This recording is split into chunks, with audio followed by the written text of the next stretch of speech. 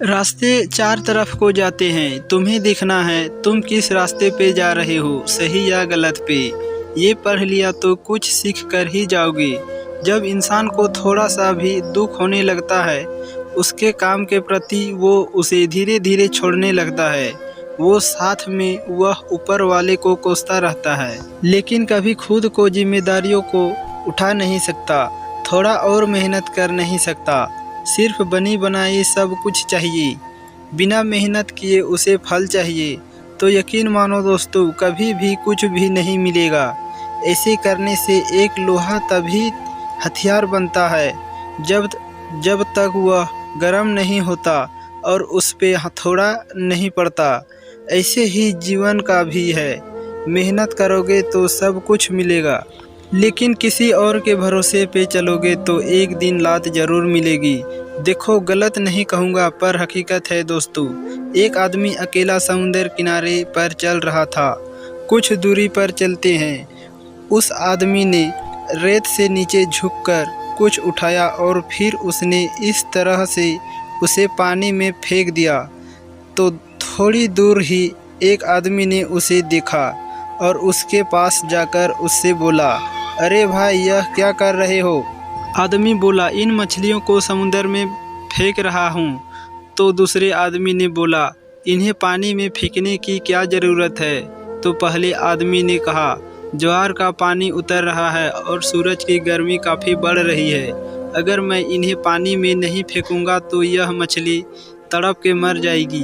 दूसरे आदमी ने देखा कि दूर दूर तक समुद्र के किनारे पर बहुत सारी मछलियाँ पड़ी हुई है।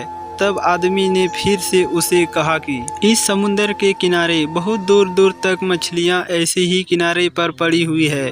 तुम सिर्फ एक मछली को उठाकर पानी में फेंक देने से क्या कर लोगे और तुम्हें क्या मिलेगा? इससे क्या फर्क पड़ेगा? पहले आदमी ने शांतिपूर्वक दूसरे आदमी की बात सुनी और रेत में झुककर एक और मछली उठाकर आहिस्ता से उसे भी पानी में फेंका और बोला, मुझे इससे कुछ मिले या ना मिले, पूरी दुनिया को कुछ मिले या ना मिले, लेकिन इस मछली को यह सब कुछ मिलेगा। दोस्तों, क्या आप जानते हैं, यह सब एक सोच का फर्क है। छोटे छोटे हेल्प से ही किसी को बहुत कुछ मिल जाएगा, लेकिन नकारात्मक सोचने वाले को बस यही लगेगा कि यह तो सिर्फ समय की एक बर्बादी है। दोस्तों, यह हम पर है कि हम किस सोच पर निर्भर करते हैं और कौन सा रास्ता चुनते हैं। अच्छा या बुरा वह हम खुद ही डिसाइड करते हैं। कोई भी इंसान किसी के साथ ज़बरदस्ती नहीं करता है, वह खुद ही डिसाइड कर लेता है कि उसे क्या करना है। अब आपको क्या करना है वह आपको पता है। आपको अच्छा सोचना है या बुरा सोचना है वह आप जानते हैं। अगर मैं कहूँ तो आप हर किसी की छोटी छोटी भी मदद कर सकते हैं, इससे आपका ही फायदा होगा, आज नहीं तो कल। एक लड़का जिसे फुटबॉल खेलने का बहुत ही शौक था, वह मैदान में हर रोज़ प्रैक्टिस करने आता और हार्ड वर्क प्रैक्टिस करता। उसके पिता भी अक्सर उस मैदान के कोने में बैठे हुए चुपचाप मैदान की ओर देखते रहते थे।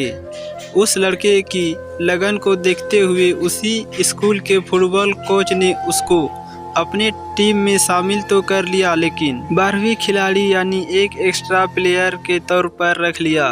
कुछ दिनों के बाद जब स्कूल के फुटबॉल का मैच शुरू हुआ, फुटबॉल के 4 खेल हो चुके थे और उस लड़के को एक बार भी मौका नहीं मिला खेलने का।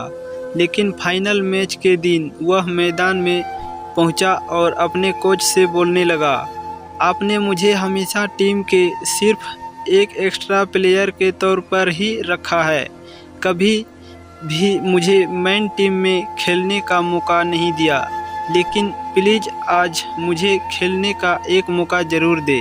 कोच ने उस लड़के की बात सुनी और उससे कहा, सॉरी बेटा, मैं तुम्हें यह मौका आज नहीं दे सकता क्योंकि आज फाइनल फुटबॉल गेम है और तुमसे भी अच्छे पहले से ही टीम में खिलाड़ी मौजूद है, इसलिए आज के दिन मैं तुम्हें कोई भी मौका देकर यह खतरा मोल नहीं कर सकता। ने कहा, सर प्लीज़ आज मुझे खेलने दे। मैं वादा करता हूँ कि मैं आपके विश्वास को टूटने नहीं दूंगा। सिर्फ आप मुझे खेलने का एक मौका ज़रूर दें। लड़के ने बहुत रिक्वेस्ट की, आज तक कि उस लड़के के आंखों में हल्के से आंसू भी आ गए थे। पहले इस लड़के ने कभी भी इस तरह के रिक्वेस्ट नहीं की थी। कोच को भी लगा कि इससे आज एक मौका देना चाहिए। ठीक है, आज तुम खेलो, लेकिन एक बात का याद रखना, मैंने यह फैसला अपने एक बेहतर फैसले के खिलाफ लिया है और स्कूल की इज्जत दांव पर लगी है। बस मुझे अपने इस फैसले पर शर्मिंदा ना होना पड़े। फिर खेल शुरू हुआ और लड़का तूफान की तरह बहुत तेज़ी से खेलने लगा। लड़के को जब भी बॉल मिले उसने बॉल को गोल तक पहुंचाया और गोल मार दिया। और उस दिन इस लड़के की वजह से टीम को बहुत ही शानदार तरीके से जीत मिली। वह उस दिन इस मैच का हीरो बन गया। खेल के ख़त्म होने के बाद कोच ने उस लड़के के पास जाकर कहा, बेटा मैं इतना गलत कैसे हो सकता हूँ? मैंने इससे पहले तुम्हें कभी इतना शानदार खेलते हुए नहीं देखा। क्या चमत्कार कैसे हुआ? तुम इतना अच्छा कैसे खेल गए? अब उस लड़के ने कहा, सर आज मैं इसलिए इतना अच्छा खेल पाया क्योंकि आज मेरे पिताजी मुझे खेलते हुए देख रहे थे। तभी कोच ने उस मैदान के कोने की तरफ देखा जहां अक्सर उसके पिताजी बैठकर मैदान की तरफ देखा करते थे। आज वहां पर कोई भी नहीं बैठा हुआ था। फिर कोच ने पूछा, बेटा जब भी तुम प्रैक्टिस करने आते थे तुम्हारे पिताजी उस कोने में ज़रूर बैठते थे, लेकिन आज नहीं बैठे हैं। लड़के ने कोच से कहा, सर मैंने आपको कभी नहीं बताया कि मेरे पिताजी एक अंधे थे, वह देख नहीं सकते थे और 4 दिन पहले ही उनकी मृत्यु हो चुकी है। आज पहली बार वह मुझे ऊपर से खेलते हुए देख रहे हैं, इसलिए आज किसी भी कीमत पर मैं यह मैच हार नहीं सकता था। मुझे अपना सबसे अच्छा कारण था, मेरे पास आज एक बड़ा उद्देश्य था। मैं आज मर सकता था लेकिन हार नहीं सकता था। दोस्तों उस लड़के के पास बड़ी वजह थी, एक बड़ा कारण था। ऐसी कोई वजह, ऐसा कोई उद्देश्य शाम के सपनों से जुड़ जाता है। इंसान के सफलता के चांस बहुत ज़्यादा बढ़ जाते हैं। वहाँ हर मुश्किल, हर सफलता के सामने चट्टान की तरह बन जाता है और उसमें भी सफलता को पा लेता है। तो दोस्तों ये थी हमारी आज की कहानी। आपका क्या कहना है इस कहानी के बारे में? क्या ये कहानी सही है? कमेंट करके हमें ज़रूर बताइए।